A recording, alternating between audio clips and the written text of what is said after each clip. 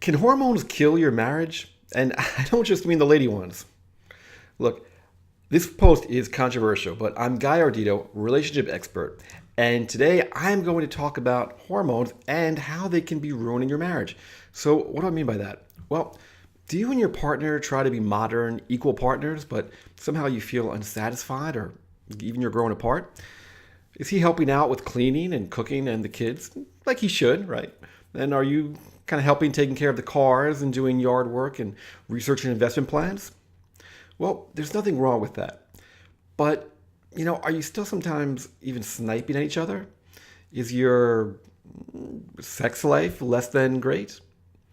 Well, men and women, well, we're equal, but we're not the same. And bringing back just a little bit, a little bit of gender stereotype roles for the two of you can make both of you happier and turn things up between the sheets.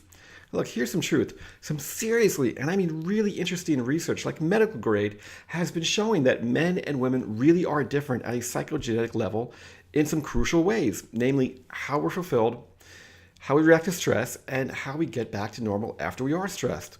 Now, you and me, we both know that when there's a problem, in general, women prefer to talk about it, connect, maybe arrive at a consensus and then a solution. Whereas men like to just jump in and solve it. And when we can't solve it, well, we prefer just to kind of forget about it and move on. Be honest with me, doesn't it sound familiar? Now, that doesn't mean that women can't or don't solve problems, and it doesn't mean that men can't or won't talk. But what it does mean is that each gender kind of has one preferred way of being, and they kind of just flat out feel better when they're operating in that zone. Now, look, I was raised by a super strong single mom, and my sisters are no joke ass kickers as well when it comes to getting stuff done. I love women, and I love strong women, but that doesn't mean that they're always in the happiest place when they're in that role. Now, let me give you an example. In my own life, and just hear me out here, at a hormonal level, it seems that nurturing and caretaking really does help most women feel better, while problem solving and handling emergencies really does help most men feel better. In fact, psychological studies have shown that women are better at endurance challenges while men excel at explosive power. And that's really just kind of a generalized way of saying that at a biological level, women are better at the day-to-day stuff that's never ending, while men are better at the one-offs, including problems and emergencies. I've seen this multiple times in my own life, not just in my extended family, but in my own family with my wife, Christina. She's much better at and even tends to enjoy all the aspects of making sure that our son is safe and sound. But when he falls off that playset or, otherwise seems really sick, she kind of freaks out. And I got to play cool hand Luke and go in there, check him out, survey the situation, and, get to the doctor or hospital when we have to. Similarly, one thing that we've argued about is when she's really sick. She wants me to kind of be nurturing her, whereas I slip into problem solving mode. What are your symptoms? How did it happen? How long has it been going on? I try to figure out what's wrong and figure out a solution to it. And it just shows up with me all the time. And, that's kind of endemic in our marriage. And when we realized it as a pattern, we began to be able to work with it instead of against it. So, I ask you, is any of that kind of familiar to you? And here's the bottom line. When women are acting more like men, which is happening more and more because of women in the workplace today, and men are acting more like women, as happens more in the home today, as we're taking on more of the caretaking and nurturing roles, well, it just kind of sets both genders off balance a little bit. Again, that doesn't mean that women shouldn't be working and men shouldn't be helping about the house.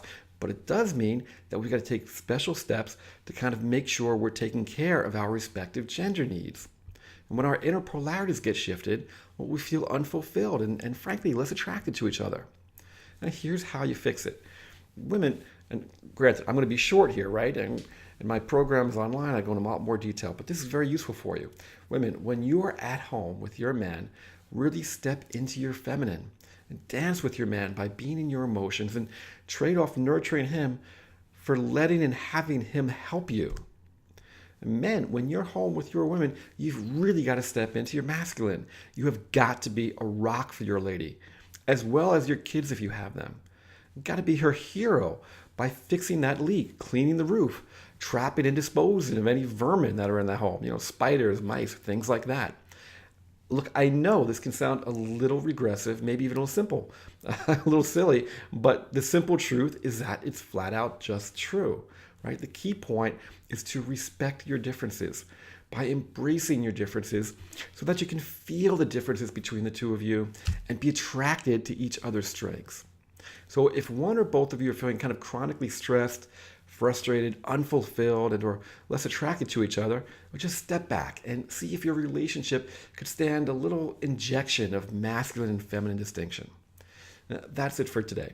Please share this video, and for a free 3-part marriage improvement course, just go to my website. That's www.guyardito.com, GUYARDITO.com, and it'll be right on its way to your inbox.